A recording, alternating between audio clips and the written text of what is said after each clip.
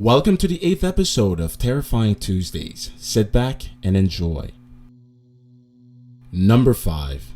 Everything started when I moved into the house of my boyfriend. It was a really nice house. It had 3 floors. Down where the basement usually is are 4 rooms. At the top and middle floors, my boyfriend's grandparents and his uncle lives. So me and my boyfriend made out of 4 rooms in a basement, a kitchen, a living room, and a bedroom. The other room was for stuff and our washing machine. So after 1 month after moving in, I started feeling weird and I felt like I was alone. I just always had the feeling like someone was watching me. But then I thought that that's because I don't live with my parents anymore. But things got stranger. One day after I was done cleaning up, I hung up the curtains. When I came back, all of them were laying on the floor. I was so confused, but I didn't really want to think about it anymore. About 1 year after moving in, I don't really know how long it was, but I was sitting in the living room alone and I was playing on my PlayStation when I suddenly felt something touch my leg. I immediately looked at my leg, but there was nothing. After that, I was really worried. My boyfriend just said that I was probably scared to be alone. Then one day, it was pretty late, like 11 p.m. I was walking upstairs to go to the bathroom. When I came down, I opened the door to the kitchen, and when I took a glance, I saw something black standing in a corner. But when I looked again, because I was so shocked, it was gone. When I told that to my boyfriend's grandparents, they told me that 3 people had died in the house: a father, a mother, and her son. The father went crazy and killed the both of them and then hung himself in the basement. Ever since they told me that, I'm sure that we have a ghost in our house. Number 4. During a power outage due to a hurricane, my family decided to stay in my great-grandmother's old house due to the fact that she had so many bedrooms. I was 12 years old at the time and I was always wary of the house due to its spooky atmosphere and the fact that my great-grandmother, as well as her husband and her brother-in-law, all died there. I was in a bedroom in a corner of the house by myself. The bed was in a corner of the room with a closet situated alongside of the bed with the 2 windows opposite of the bed and the closet. During the first night there, I woke up in the middle of the night, which is pretty unusual for me because I'm a pretty heavy sleeper. I thought I heard rustling outside the windows and started seeing shadows darting past the 2 windows. After what seemed to be like minutes, the closed closet doorknobs started shaking, as if someone or something was deliberately trying to open it. I was frozen to my spot, just staring at the doorknob rattling. When the door suddenly swung open, I darted out of my room through the house, jumping over a sleeping relative, just trying to escape the house. There is a door connecting to the kitchen to the foyer, which led to a door leading to the outside. The door opened in, but that didn't deter me in my panicked state. I thrust myself at the old door, which in turn busted its rusty hinges and fell to the floor. My 12-year-old self couldn't care less. I ran about 1/8 mile to my aunt's house and slept there for the night, hoping this all could just be a dream. I woke up at about 7 a.m. and proceeded to walk back to my great-grandmother's old house, right about when the rest of the family was looking for me. My mother ran up to me and asked me where I was. I told her my story about last night, and when I got to the part about the door, she asked me, "What door?" I told her which one, and she replied, "Honey, that couldn't possibly have happened. The door isn't even off its hinges or even damaged."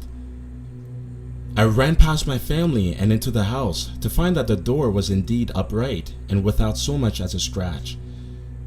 Ever since that's happened, I've never been there ever again. Number 3. This story happened to my dad. It was 1987 and my dad was 19 years old at the time. He was at his mom's and dad's house in Scottish countryside in a small rural town with about 4 houses within 5 miles of each other. He was visiting from college. All the family were over when there was a knock at the front door, which was unusual because it was 10:45 at night. They knew it wasn't a neighbor or a friend as they lived too far away. My dad went to open the door slowly to a white man. To my dad's shock, there was blood spilling from his head with a knife in his right hand. My dad froze and stared at the knife. The man said, "Help! Help me now. I might do something stupid." Then my dad just screamed and ran into the kitchen and shouted, "There's a man outside with a knife!" My granddad then went to go open the door with my uncle and my dad, and they looked around, but there was nobody there. They immediately phoned the police, but they couldn't do anything. A few months later, they moved out. We always talk about this at family meetings, and it's just something we'll never forget. Number 2. This happened to me when I was 11 years old. My family and I went on a holiday to Portugal. We were on the top floor of the hotel. Where I slept was a single bed with a window with no curtains or blinds. It was a bit strange that there weren't any blinds or curtains, but I didn't really think much about it. After a tiring day of traveling, I went to bed. I woke up at around 4 a.m. to check the time, but then that's when I saw a face at the window. I screamed, alerting my mom and dad while running to the other room, where my mom asked me what happened. I told them that I saw a face at the window, and my mom seemed to be unimpressed, so she checked it out herself. She looked at the window and she saw nothing. She then told me to go back to sleep.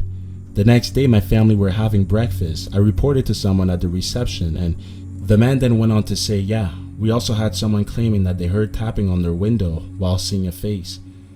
When we came back to our room, we saw dark prints inside my bedsheet.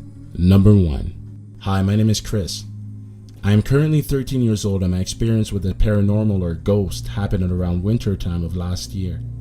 Here's a little backstory needed to know about the situation. I grew up without really seeing my grandparents because my father's side had already passed away and my mother's side only had my grandmother alive. Not seeing them never really bothered me. All that it really affected was at school when they asked me to talk about my grandparents or something like that. So Christmas Eve of 2011, I woke up like any other 9-year-old kid would on Christmas Eve. I wouldn't wake up for Santa or anything like that because I never really believed in Santa after I caught my parents with the presents when I was younger. So anyway, I woke up to crying and I thought it was just an intruder. While being 9 years old, I wasn't really bright and I decided to go check it out on my own. It was my mother crying because my grandmother had passed away a few hours earlier. Christmas was good, but it had such a sad vibe to it. Flash forward about 3 years, 2014 Christmas, there had been an argument about my grandmother's house since her passing. But it was all solved this Christmas, which was a huge thing to happen. It made this Christmas one of the best times I could ever remember. So Christmas passed and around January it happened. The whole house deal blew over and that's when we started seeing things. It started with my brother Kenny reporting to my parents that he saw a figure in a white dress watching over my brother John's shoulder.